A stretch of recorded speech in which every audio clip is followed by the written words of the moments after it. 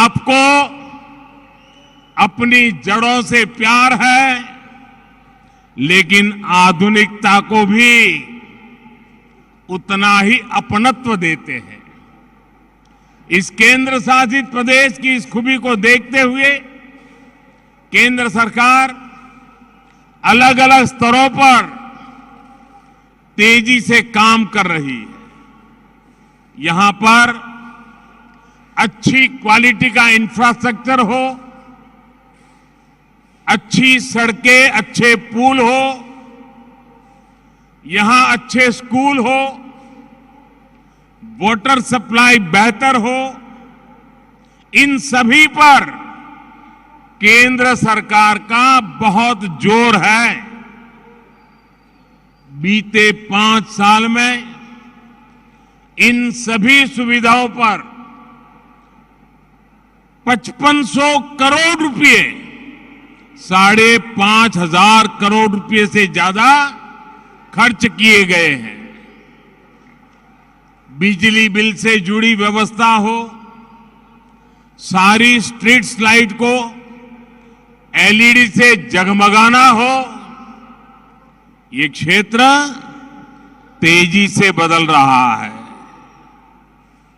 यहां door to door waste collection की सुविधा हो या फिर 100% वेस्ट प्रोसेसिंग, ये केंद्र शासित प्रदेश सभी राज्यों को प्रेरणा दे रहा है।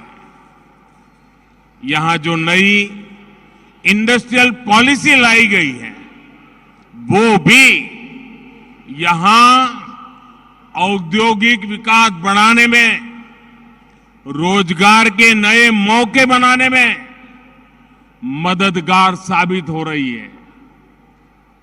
आज एक बार फिर मुझे लगभग नए 5,000 करोड़ रुपए के प्रोजेक्ट का शुभारंभ करने का अवसर मिला है।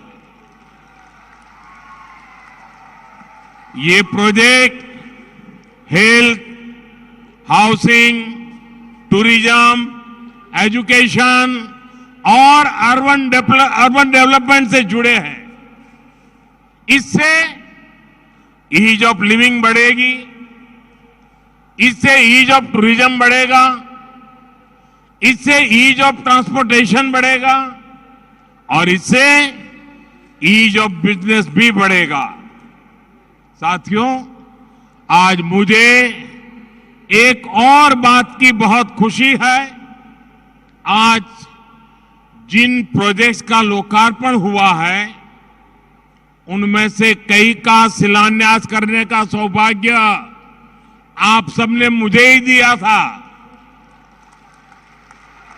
लंबे समय तक हमारे देश में सरकारी प्रोजेक्ट्स सालों साल तक लटकते थे, अटकते थे, भटकते थे। कई बार तो शिलान्यास के पत्थर भी पुराने होकर के गिर जाते थे, लेकिन प्रोजेक्ट पूरे नहीं होते थे। लेकिन पिछले 9 वर्षों में हमने देश में एक नई कार्यशैली विकसित की है, नया वर्क कल्चर लाए हैं। अब जिस कार्य की नींव रखी जाती है, उसे तेजी से पूरा करने का भी भरसक प्रयास किया जाता है। एक काम पूरा करते ही हम दूसरा काम शुरू कर देते हैं। सिलवासा का एक कार्यक्रम इसका प्रत्यक्ष प्रमाण है। इसके लिए मैं आप सभी को बहुत बहुत बधाई देता हूं। साथियों, केंद्र की भाजपा सरकार सबका साथ, सबका विकास, सबका विश्वास और सबका प्रयास के मंत्र पर चल रही है। देश के हर क्षेत्र का विकास हो, देश के हर क्षेत्र का संतुलित विकास हो, इस पर हमारा बहुत जोर है। लेकिन देश का ये भी दुर्भाग्य रहा है कि अनेक दशकों तक विकास को राजनीति के वोट बैंक के तराजू पर ही तोला गया। योजनाओं की, प्रोजेक्ट्स की घोषणाएं देखकर तो बहुत कुछ होती थी, लेकिन कैसे होती थी, कहां से कितना वोट मिलेगा, किस वर्ग को खुश करने से वोट मिलेगा, जिनकी पहुंच नहीं थी, जिनकी आवाज कमजोर थी, वो अभाव में रहे, विकास यात्रा में पीछे छूटते गए। यही कारण है कि हमारे आदिवासी क्षेत्र, हमारे सीमावर्ती क्षेत्र विकास से वंचित रह गए। हमारे मछुआरों को उनके हाल पर छोड़ दिया गया। दमन, दीव, दादरा और नगर हवेली को भी इसी रवैये की बहुत कीमत चुकानी पड़ी है। मैं तो गुजरात में था, मैं लगातार देखता रहता था कि क्या करके रखा है इन लोगों ने। आज जिस मेडिकल कॉलेज को अपना कैंपस मिला है, वो इस अन्याय का बहुत बड़ा साक्षी रहा है। आप सोचिए साथियों, आजादी के दशक बीत गए, लेकिन दमन, दीव, दादरा और नगर हवेली में एक मेडिकल कॉलेज नहीं बना था। यहां के इने गिने कुछ युवाओं को किसी तरह डॉक्टर की पढ़ाई का अवसर मिल पाता था, वो भी दूसरी जगह पे। इसमें भी आदिवासी परिवारों के बेटे बेटियों की भागीदारी तो बिल्कुल ना के बराबर थी। जिन्होंने दशक तक देश पर शासन किया, उनको यहां के युवाओं के साथ हो रहे इस भयंकर अन्याय की चिंता कभी भी नहीं हुई। वो समझते थे इस छोटे से केंद्र शासित प्रदेश का विकास करके उन्हें कुछ हासिल नहीं होगा। वो आपके इस आशीर्वाद का मूल्य कभी समझ ही नहीं पाए। 2014 में जब आपने हमें सेवा का अवसर दिया, तो हमने आपकी सेवा की भावना से काम करना शुरू किया, समर्पण भाव से काम करना शुरू किया। इसी का परिणाम है कि दमन, दीव, दादरा और नगर हवेली को अपना पहला नेशनल एकेडमिक मेडिकल ऑर्गेनाइजेशन नमो मेडिकल कॉलेज मिला। अब यहां से हर वर्ष करीब 150 स्थानीय युवाओं को डॉक्टरी की पढ़ाई करने का अवसर मिल रहा है। कुछ ही वर्षों में, बहुत निकट भविष्य में 1000 जितने डॉक्टर यहीं से तैयार हो जाएंगे। आप कल्पना कीजिए, इतने छोटे से इलाके से 1000 डॉक्टर। इनमें भी हमारे आदिवासी परिवार के युवाओं की संख्या निरंतर बढ़ रही है। मैं यहां आने से पहले एक समाचार रिपोर्ट में एक बिटिया की बात भी पढ़ रहा था।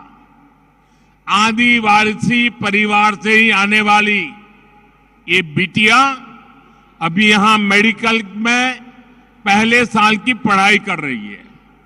उस बिटिया ने अखबार वालों से को कहा कि मेरे परिवार को तो छोड़िए, मेरे पूरे गांव में कभी कोई डॉक्टर नहीं बन सका था। अब वो बिटिया इसे अपना सौभाग्य मानती है कि दादरा और नगर हवेली में ये मेडिकल कॉलेज बना है और वो उसकी छात्रा है। साथियों, सेवा भावना ये यहां के लोगों की पहचान है। मुझे याद है कोरोना के समय मैं यहां के मेडिकल स्टूडेंट्स ने आगे बढ़कर लोगों की मदद की थी। और कोरोना के समय तो परिवार में भी कोई एक दूसरे की मदद नहीं कर पाता था। तब यहां के स्टूडेंट्स गांवों में मदद करने पहुंचे थे। और मैं उन विद्यार्थी मित्रों से कहना चाहूंगा, आप लोगों ने जो विलेज एडॉप्शन प्रोग्राम चलाया था उसका जिक्र मैंने मन की बात में भी किया था। यहां के डॉक्टरों ने, मेडिकल स्टूडेंट्स ने जिस तरह अपने कर्तव्यों का पालन किया है वह सभी के लिए बड़ी प्रेरणा है। मैं आज इस कार्य के लिए यहां चिकित्सा सुविधा से जुड़े हर व्यक्ति की सराहना करूंगा। भाई और बहनों, सिलवासा का ये नया मेडिकल कॉलेज यहां पर स्वास्थ्य सुविधाओं पर दबाव भी कम करेगा। आप भी जानते हैं यहां पास में जो सिविल अस्पताल है उस पर कितना प्रेशर था। अब तो यहां दमन में एक और 300 बेड का नया अस्पताल बन रहा है। सरकार ने आयुर्वेदिक अस्पताल के निर्माण के लिए भी अपनी मंजूरी दे दी है। यानी आने वाले समय में सिलवासा और ये पूरा क्षेत्र स्वास्थ्य सुविधाओं को लेकर बहुत मजबूत होने वाला है। साथियों, आपको याद होगा गुजरात के मुख्यमंत्री के रूप में भी मैं यहां बहुत बार आया हूं, आपके बीच आया हूं। जब मैं वहां सरकार में आया था तो देखा था कि अंबाजी से लेकर के उमरगांव तक के आदिवासी पट्टे में किसी स्कूल में साइंस की पढ़ाई नहीं होती थी।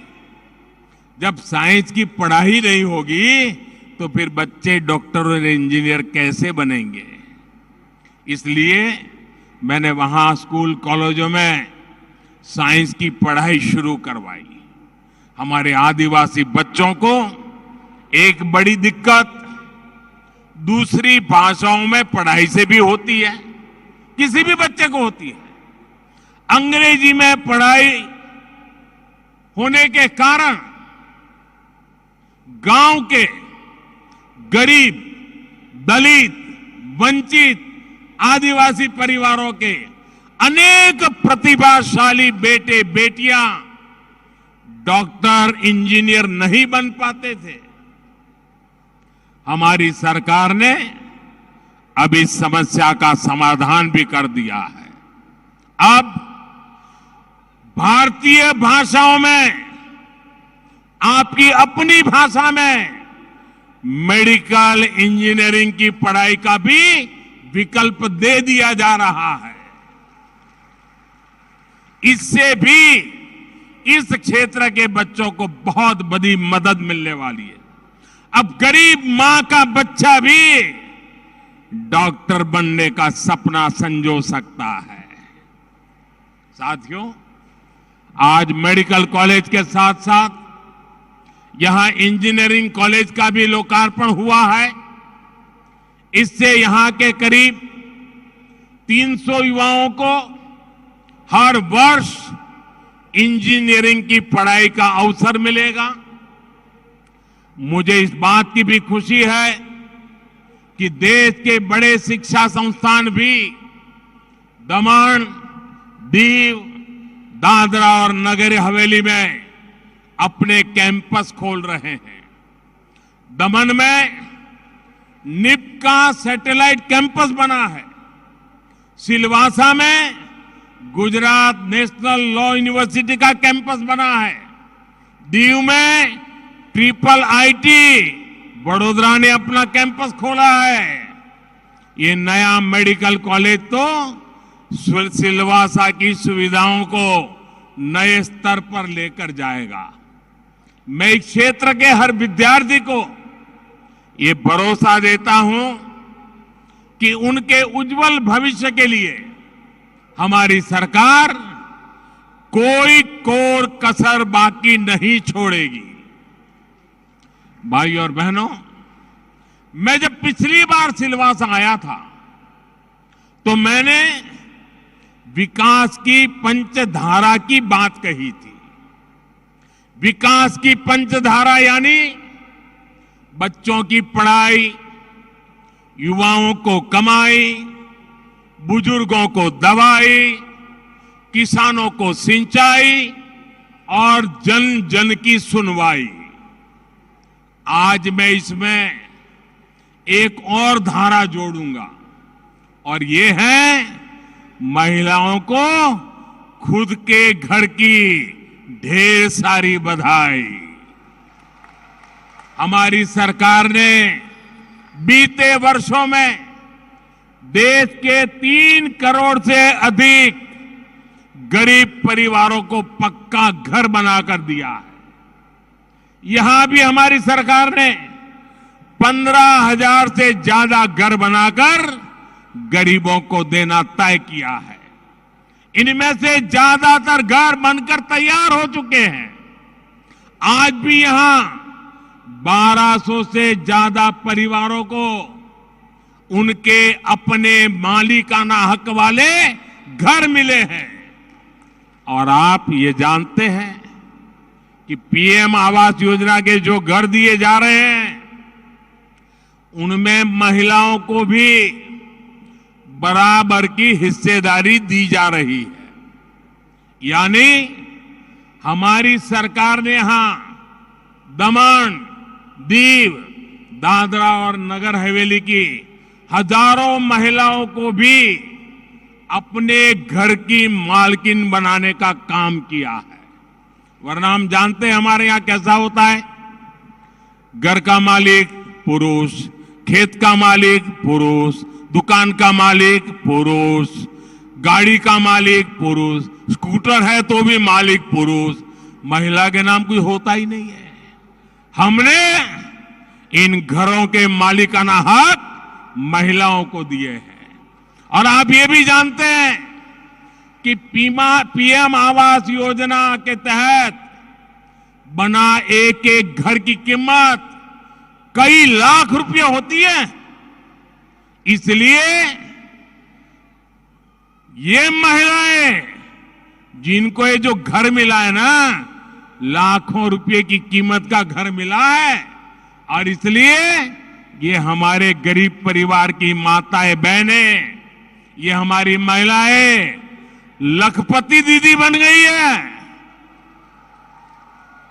अब वो लखपति दीदी के नाम से जानी जाएगी क्योंकि लाख रुपए से भी ऊपर की कीमत के घर की वो मालकिन बनी है। मैं इन सभी लखपति दीदियों को जितनी बधाई दूं उतनी कम है। उनको मैं विशेष तौर पर बधाई दे रहा हूं। साथियों, भारत की कोशिशों की वजह से आज पूरा विश्व इस वर्ष को इंटरनेशनल ईयर ऑफ मिलेट्स के तौर पर मना रहा है। मिलेट्स यानी मोटे अनाज को हमारी सरकार ने श्री अन्न की पहचान दी है। यहां के किसान रागी, या यहां की भाषा में कहे तो नागली या नचनी जैसे जिन मिलेट्स की पैदावार करते हैं उन्हें भी हमारी सरकार बढ़ावा दे रही है। आज रागी से बना आटा हो, रागी से बनी कुकीज हो, रागी से बनी इडली हो, लड्डू हो, इनकी सबकी खपत बढ़ रही है और किसानों को भी फायदा हो रहा है। मैं अक्सर मन की बात कार्यक्रम में इसका जिक्र करता हूं और आप तो जानते ही हैं, अब तो मन की बात का अगले रविवार को सेंचुरी होने वाला है, 100वां एपिसोड। भारत के लोगों के प्रयासों को सामने लाने का, भारत की विशेषताओं को उनका गौरवगान करने का मन की बात बहुत अच्छा मंच बना है। आपकी तरह मुझे भी 100वें एपिसोड का बहुत इंतजार है, रविवार का इंतजार है। साथियों, बढ़ती हुई इन सुविधाओं के बीच दमन, दीव, दादरा और नगर हवेली को भारत में कोस्टल टूरिज्म के वाइब्रेंट स्पॉट के रूप में भी देखा रहा है। दमन, दीव, दादरा नगर हवेली के पास देश के महत्वपूर्ण टूरिस्ट डेस्टिनेशन के रूप में उभरने का सामर्थ्य है। आज जब भारत को हम दुनिया का सबसे आकर्षक टूरिज्म डेस्टिनेशन बनाने पर काम कर रहे हैं, तब यहां का महत्व और बढ़ गया है। दमन में राम सेतु और नानी दमन मरीन ओवरव्यू नमोपथ नाम से जो 2 सी फ्रंट्स बने हैं, वो भी यहां टूरिज्म को विस्तार देने में अहम भूमिका निभाएंगे। वीकेंड में जो टूरिस्ट यहां आते हैं, उनका तो ये फेवरेट स्पॉट बनने जा रहा है।